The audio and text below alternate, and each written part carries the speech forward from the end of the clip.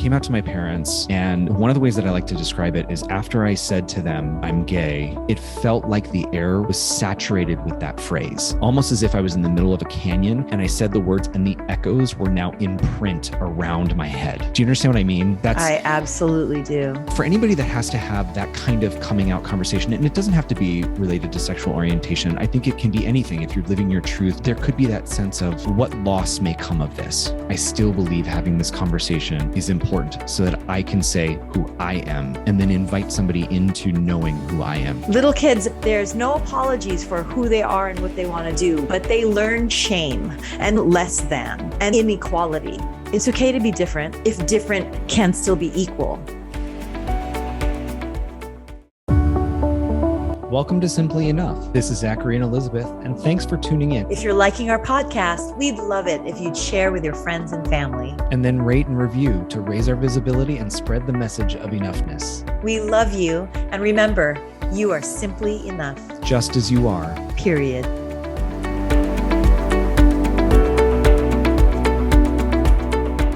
Hi, everybody, and welcome to Simply Enough. I'm Mr. Zachary Leonard. And I'm Dr. Elizabeth Ignacio.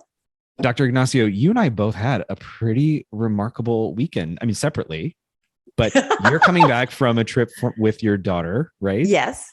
And I had a wonderful weekend with my siblings, and we're just beaming coming off of our glorious weekends. Just our goofy smiles going on. I got to spend some time with my siblings, and I was reminded by one of them that National Coming Out Day is around now. I don't think I've ever told you my coming out story to my parents. Have I? No, and I'm shocked that I don't know this, but I don't. Okay, so it's really kind of a fascinating story. And I look back now at 41 years old, and I also think about Simply Enough and what we've done with this podcast. And I beam a little bit with pride at the sense of alignment and strength that I had at 19 years old to have the kind of conversation that I did. I mean, truly amazing. Because for anybody that has to have that kind of coming out conversation, and it doesn't have to be related to sexual orientation. I think it can be anything. If you're living your truth, you want to pursue a career path, or you want to pursue something that runs in conflict to whatever expectations you live under or within, there could be that sense of like, what loss may come of this, right? Mm-hmm. And I certainly know that I struggled heavily with telling my parents, because I grew up in a Catholic family. I grew up in a sports dominated, male dominated family, large family. And homosexuality and being queer was not something that was accepted in my religion. It was also somewhat not accepted in my family as well. So the loss that I considered was potentially the loss of my relationship with my parents. I assumed that one of the possible reactions could have been, okay, we can't accept this. Good luck to you, there's the door, and leave. And to be 19 years old and to go into that conversation knowing that could have been an outcome, and to still feel resolved and assured that this was the right thing for me, and that I was going to still land on my feet regardless of what happened in that conversation. I'm amazed. I'm really amazed. And I think anybody that has that kind of conversation and then looks back on their life post that moment really can affirm that movement, that it does get better, that it gets better movement. I think it really can for many, many people. So let me just say, I believed, as I was considering when I was going to come out to my parents, I believed, because I am a person of faith and was at the time, that there would be enough signs from God that it was the day and time and situation in which it was optimal for me to tell my parents. I just did. And I had that not confidence, a peace. I just had that peace that it was going to be right. And I wasn't wrong, which is also somewhat humbling too, in such a beautiful way. But it was a summer. I was back from Notre Dame between my freshman and sophomore year. And my dad had come home from work. And it just was one of those afternoon/evenings when all of my siblings were out of the house and I was the only one home, and I really didn't have any plans for the night. I wasn't going to meet friends or anything. So it just was one of those days when all the circumstances were ideal. In addition, it was June 21st, which is the longest day of the year light-wise, because it's I never get this right, the summer solstice. Thank you. Which I find a little funny too, just that happened to be the poetic day that it happened. But I called my parents into the dining room and sat them down and said I needed to tell them something. And as we've talked about, I'm a pit sweater. So I was like, my shirt was soaked, as you can imagine. And I had two friends that I called and said, okay, this is what I'm going to tell my parents tonight. Can you please be on standby? Of course, they were lovely. They were wonderful. Like, yes, if it goes badly, you can stay with us, all those things. So just, I was blessed with a support network beyond my own family that I knew that I could call upon. I came out to my parents, and one of the ways that I like to describe it is after I said to them, I'm gay, it felt like the air was saturated with that phrase. And I could see that phrase like kind of bubble up all around me, almost as if I was in the middle of a canyon and I said the words and the echoes were now in print around my head. Do you understand what I mean? I absolutely do. And how graphic. I can still go back to that moment where I just think the air was saturated both, orally and in print. And I almost was suffocated by that for a minute. I think for any parent who is receiving news about their child's identity, their themness, that may run counter to what they had hoped or had expected or whatnot. It was a lot for my parents to take. And we've gone through an incredible journey. And that's not really what I want to focus on in this story, but I was blessed in the way that they didn't kick me out, right? It was like, of course, we love you. We're going to need some time with this. And that moment for me wasn't really about, it's not really what I remember necessarily. I'm grateful that was their response, and that I didn't have to exhaust some kind of nuclear option and live with a friend and move out of the house, which happens to some people, and my heart breaks for them. And it still does. I think we've made strides, but I would say that it still does exist. And I was fortunate in that regard. I still look back, like I started the story, and I can't help but beam with pride for 19-year-old Zachary. I really can't. Rightfully so. And then also for the friends that I had that I had made that showed up for me and that reminded me that I was enough just as I was, and that they were going to love me for me, even if my parents needed time to get there. Right. So then you went away to college. So what compelled you coming back that summer to say it's time for your parents? So many little things. So I would say the easy answer is, at that point, I was starting to date. I had friends that knew, and I just anticipated that at some point it was going to get back to my family. And so I wanted to be the person to tell them first, knowing that I had opened that door, and it was going to reach them one way or the other. That simplifies it a little bit.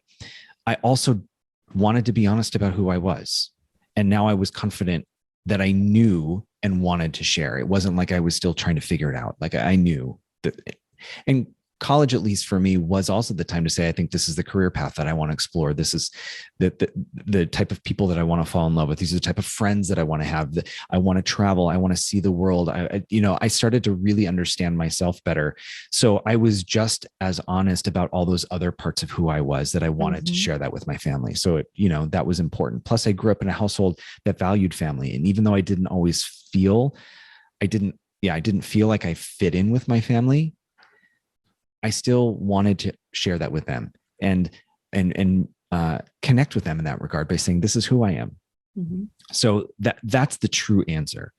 The small little segments that add up to that about the timing of it. I had a number of experiences, subtle ones at Notre Dame, that reinforced that I was in the right place. And many could question why I chose Notre Dame, even suspecting that I was queer, to go to this Catholic institution that had a reputation for not being a very safe or welcoming place for queer individuals, especially at the time when there was really a clear message by the administration and the church that love the sinner, hate the sin, Mhm. And if you are queer, you shut that part of your life off. You are now invited into a life of celibacy. Don't act on it, etc. Mhm. So many would question why I still chose Notre Dame. And there were some specific moments that happened my freshman year that not only told me that I was in the right place, but also told me that I was in the right place for helping me come to love myself for who I was. And that gave me that sense of confidence that not only did I know who I was and I wanted to share that with my family, but that I was going to be okay. And that I was going to go back to a school and a network of friends and an institution, love it or hate it, for all of its flaws, that still helped me in that journey. So that's the timing of it. It was by the end of freshman year, I was ready. Because you knew, come what may, of course, hoping and praying for the best, but come what may, home was also Notre Dame. Yes. And your community there, not just the home that happens to be where you grew up and where your blood relatives are. Yes. Yes. So that was when I came out to my parents. Such a pivotal moment in my life. And also, in many ways, I think the beginning of my practice with the coming out process. Because as queer individuals, we never stop having that conversation. We never do. How exhausting. It is. Queer people never really find themselves free from having to have the moment of coming out to somebody and then witnessing whatever their reaction is to it. I think we've made progress in the regard of it not being, it's a lot more normalized, but there's still, at least for me, that moment of, if I say I have a husband, or if I say that I'm a queer person, what's that person's response going to be?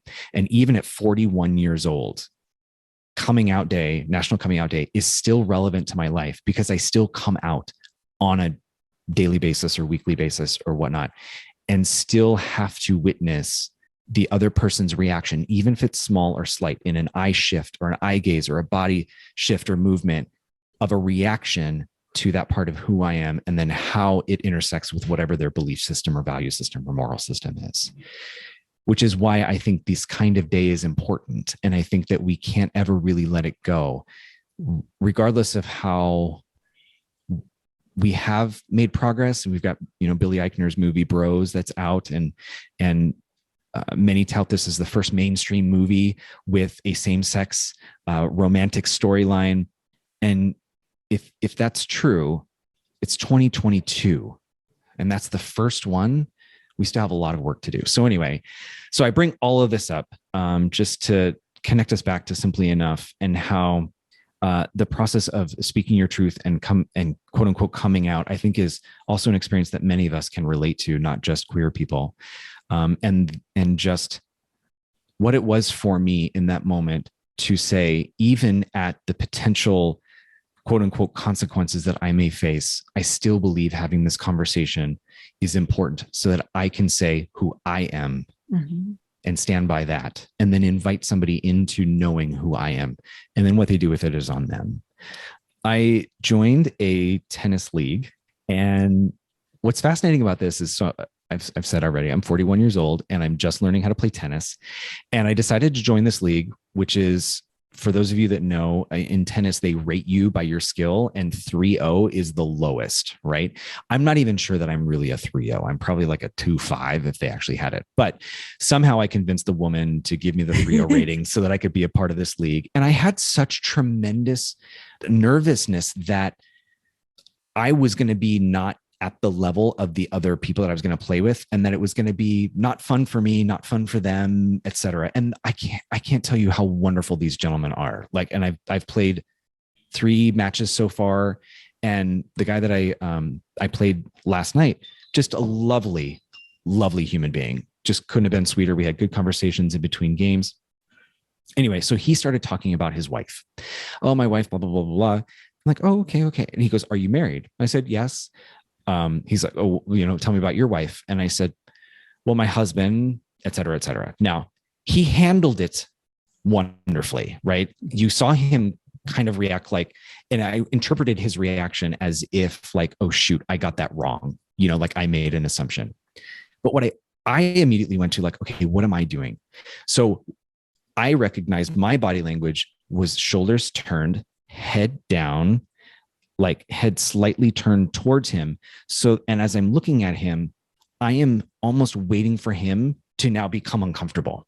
Do you understand where I'm going with this? Very much so, yes. That even at 41, after 19-year-old Zach came out to his parents and has still come out along the way and had conversations that did not go well. Friends who said they never wanted to talk to me again. Family members and other friends of family members call me really awful things. And in the grand scheme of things, my coming out process has been very, very lovely. So these are rare circumstances. At 41 years old, I still change that my body language and my energy at the potential that that person is now going to break our connection. So the way that you're describing it, for those that are not watching on YouTube, if I can just kind of encapsulate what you're describing, is you made yourself smaller. Yeah, exactly right. So what you were describing in the kind of hunched shoulders, looking, glancing from the side, as opposed to face or en face or vis-a-vis, that was you making yourself smaller. And there's a saying, when you have to retract for half of who you are for someone, then you're not being open to the whole of who you are. So you were making yourself half almost in preparation for what he might react, which is understandable for, as to your point, your coming out process of your lifetime for any and every interaction that you have. I'm struggling a little bit because I'm so careful in wanting to comment, because I almost feel anything that I might say is reductive or flippant to how important, how critical, how crucial, how vulnerable, how courageous your coming out was, and to your point, still is on a daily basis. So I almost feel like, okay, well, here's the cisgender chick coming out to like comment on the coming out process.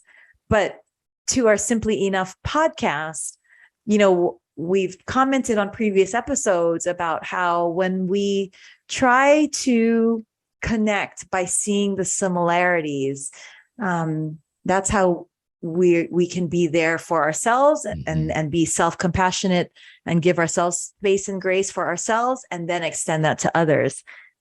Let me share another story that connects with this. What I love about what's happening right now is I think this is real life. This is a real example of what happens on a day-to-day basis, and how we can work through this can be one example of how others can. So let me share my story. So I'm on my flight back home from John Wayne, and the seat in between, I'm on the window, the seat in between me and the aisle is the person in the aisle is free. Now, this is a full flight. So somehow we got lucky, right? And we're both kind of like looking at each other like, is somebody going to get on and sit down? And the woman that was sitting on the aisle we just had a very lovely conversation. She was in Orange County for a work conference. She was part of a team that produces publications for the Pediatric Association. Lovely, lovely woman. We ended up getting into this conversation. So she shared that she knows about she has two sons. She knows that her nephew is, I think she used the term gay. And as we were talking, she has tried to make it very clear to her nephew that, she's supportive and loving, even if maybe he doesn't get that sentiment from his parents, her brother, and her brother's wife. And her nephew came out to her son, but didn't tell her. Got it. Okay. So her nephew came out to his cousin, her son, and she was bummed that her nephew didn't come out to her, because she did all of this work and spent all this energy and everything to let him know that she was a safe place and everything. And using a little bit of Simply Enough, tried to reframe some of her thinking, and also have her consider that she had a big hand in raising her son, and her son was the safe place that her nephew went to. So even if it wasn't her, tangentially it was, because she raised children that would create that kind of atmosphere for their cousins. So, and she, she started to cry and everything.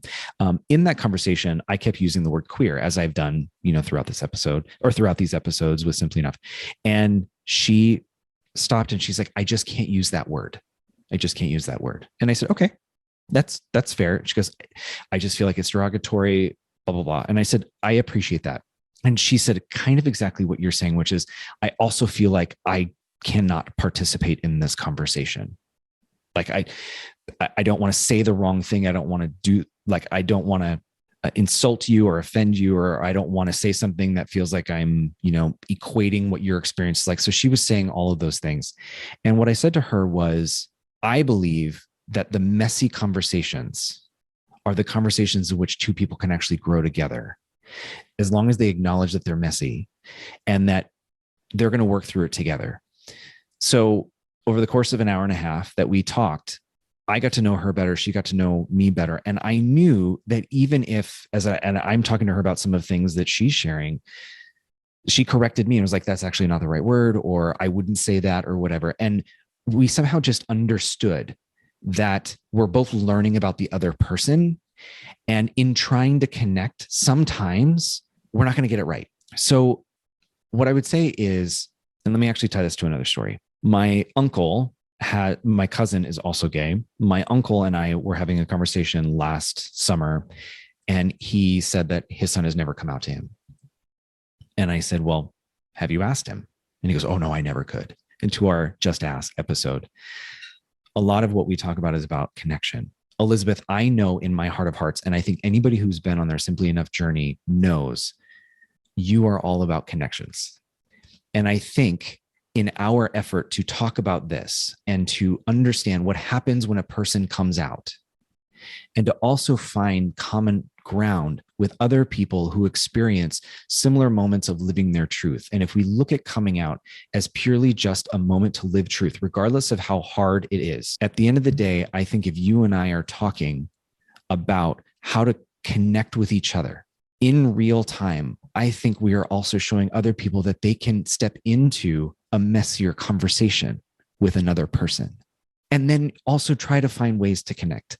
So I understand completely, because I have had people who say, oh yeah, that's like the time I wanted to get rollerblades and my dad said no, or I wanted to get my ear pierced and the tattoo and my dad said no, but he was mad and he didn't talk to me for 2 weeks. So that's just like you being gay. I'm like, no, that's definitely not the same thing. Mm-hmm. I don't think that's what you would do. I also understand that in that moment, that person was just trying to connect and find a way to say, I see you and I don't know what to say, so I'm going to try and find a similar story. Others would be offended by it or insulted by that. I'm not that person. I also appreciated that they were still willing to have that conversation, even if it was somewhat misguided, because they were still trying to say, we're similar, instead of, I don't ever want to talk to you again, or I don't want to be your friend anymore, or that's not what God says is allowable. So forgive me for getting a little emotional. What happened just there? I just went back to those conversations of people just shutting it down and saying no. And I would rather have somebody say, oh, it's like the time I wanted to get my ear pierced and my dad didn't talk to me. Like, I would rather have that connection and build from there so that we can learn about each other more than to have somebody disconnect from me. Does that make sense? It absolutely does. And even if it didn't make sense, though it does, what does it matter if it makes sense to me? It's your lived experience. But yes, it didn't just make sense cerebrally. It touched my heart very much. I think as a doctor and as a parent and as a teacher, you interface with so many people that your ability to see others and affirm who they are, and all the work that we are doing with the podcast, I can't think of a better person to have this conversation with, because in your effort to connect, you are going to try to connect at a deeper level. And I know that to be true. I know that to be real. And I know that our listeners do as well.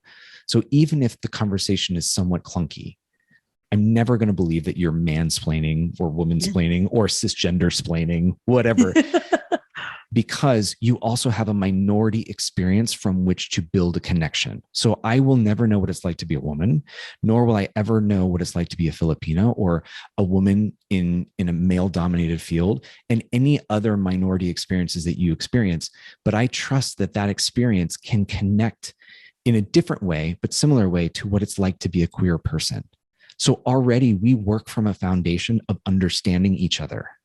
So I would never, ever believe that it would come across in any other way other than I'm connecting with somebody who is supposed to be in my life and an angel in my life, etc. As much as we want and have done previous podcast episodes, as we're having our own conversation, and it's as if people are at the coffee table with us listening in, this is one where I'm really like, this is for you and me. And though it's a quote conversation, a lot of this conversation out of my own feeling of honor and respect for you is more me shutting up and listening than it is even a sharing, if you will. Okay. That my best way of connecting with you and showing up for you and getting a sense of wearing your shoes is to just shut up and listen. What pisses me off is, I can't even say because I'm so mad. I hate when people treat coming out, or not even coming out, just being, okay? Like it's not even the coming out part, it's just the being. I can't fathom. I hate when people treat it as if it's a choice, because fundamentally, what I always throw back at the very few stupid people who verbalize it, but I can tell that that's what they're thinking. But the very few people who verbalize it, I immediately always come out with, because I'm so pissed, who would choose to be queer? Not because queer is bad, like in and of itself, but the way, what you have to go up against to live your life as queer, who the would choose that? That is not a choice. Yeah. Yeah. Right. And that just angers me so much. And so for anybody to take coming out in any other way other than a privilege to be received by the person who is coming out, I don't get it. Yeah. I don't.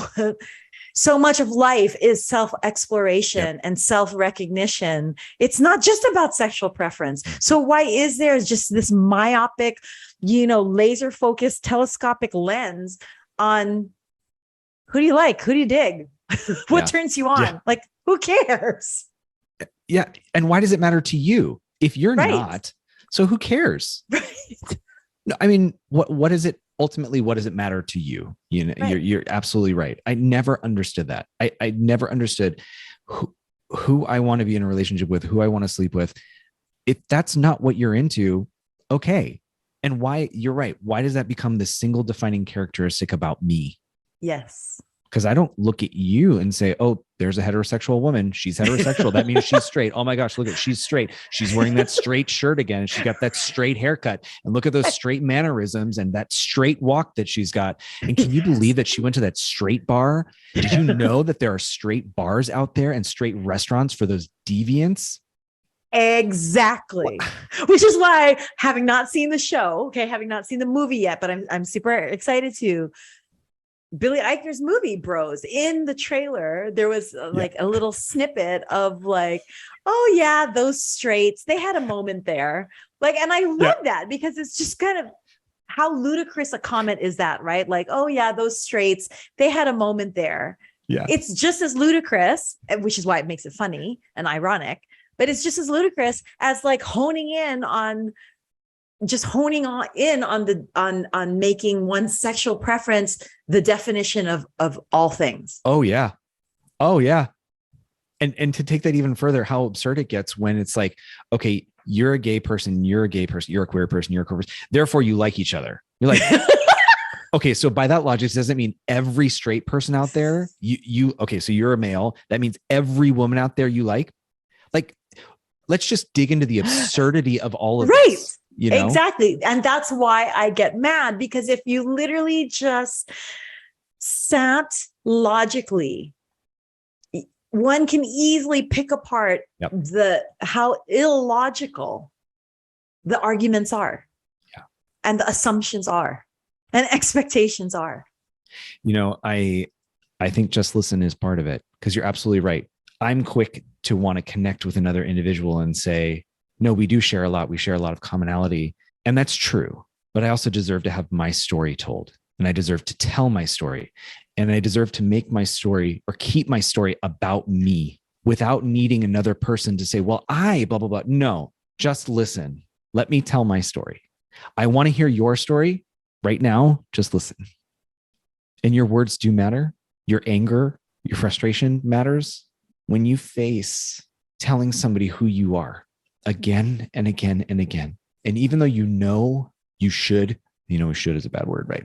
You know that you shouldn't prioritize somebody else's reaction over yours. The mere fact that you have to have the conversation, and then you get angry about that you have to have the conversation, and then you feel bad about being angry because you're like, it just is what it is. To have somebody get equally angry, not only that we have to have the conversation, but that somebody's going to interpret this as if I made a choice. It just tells 19-year-old Zach, 15-year-old Zach, and any queer person out there, you're not alone in your thinking, because there's something about this experience that feels so lonely, because in every one of those moments, you are having a one-on-one conversation with somebody.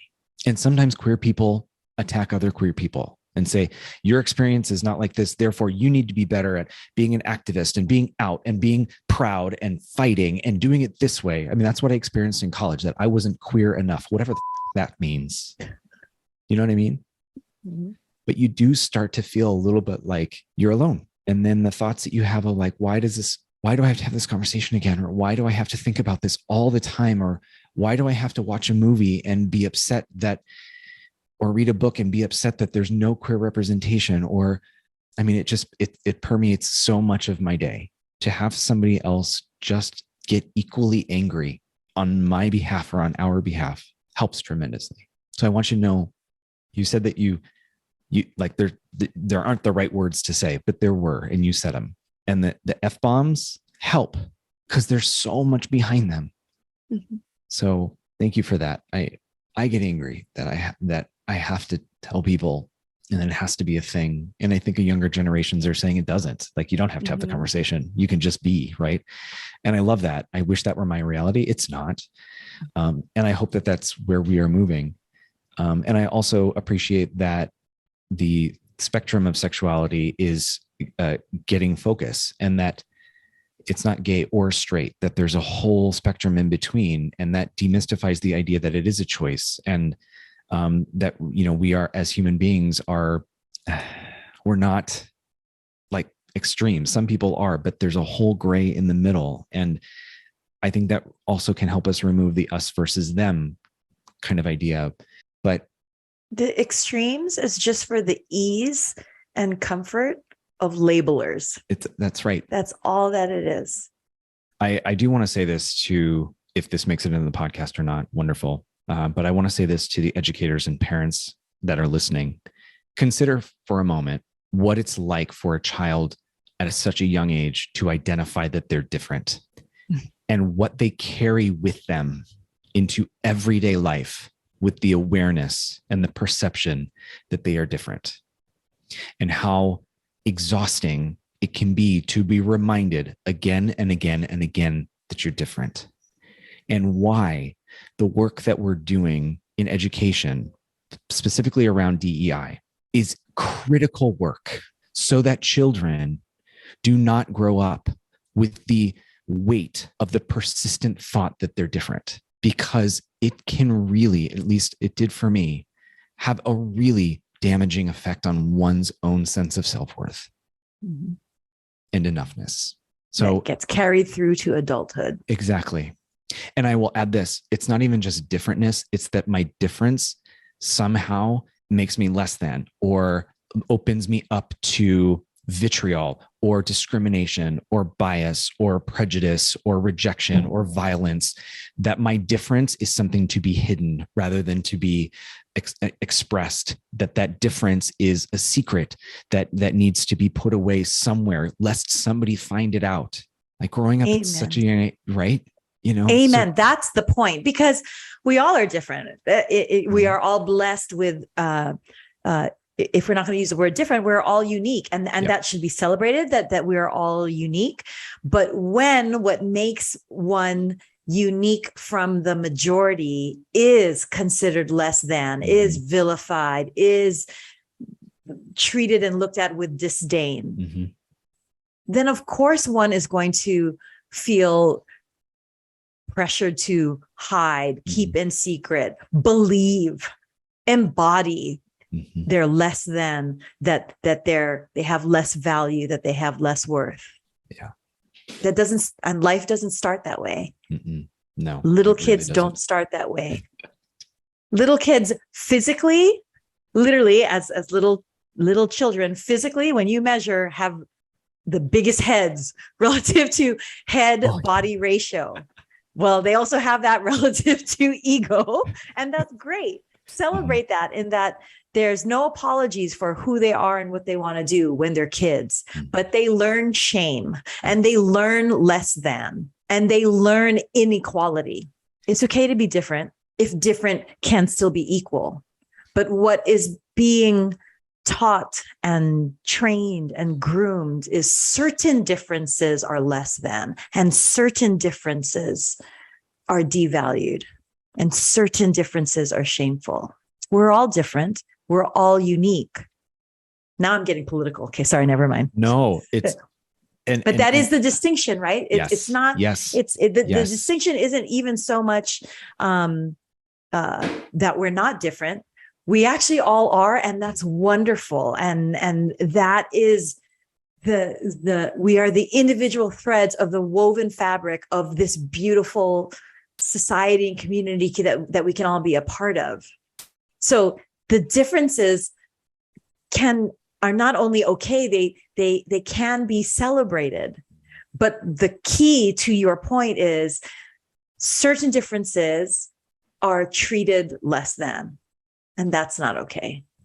And kids pick up on that very quickly because they're bombarded with narratives that clue them into which differences are accepted and which ones aren't.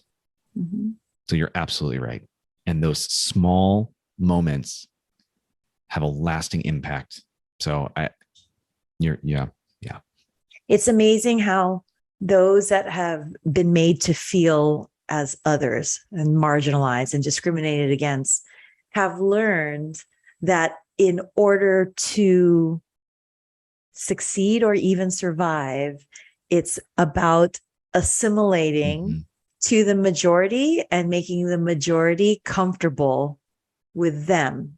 And that's where labels make the majority more comfortable, because it's either or, as opposed to the reality of the human experience. And the reality of humanity is all the gray in the middle. Yeah, no, you're absolutely right. You're absolutely right. And that's where we make ourselves small to make the other comfortable. I honor you. You, I don't just respect you. I honor you, and I celebrate you, and I applaud you. And don't you dare stand at the side anymore with shoulders hunched. You are more than enough, just as you are. Period. Love you. Love you. Yeah, so we'll keep it light.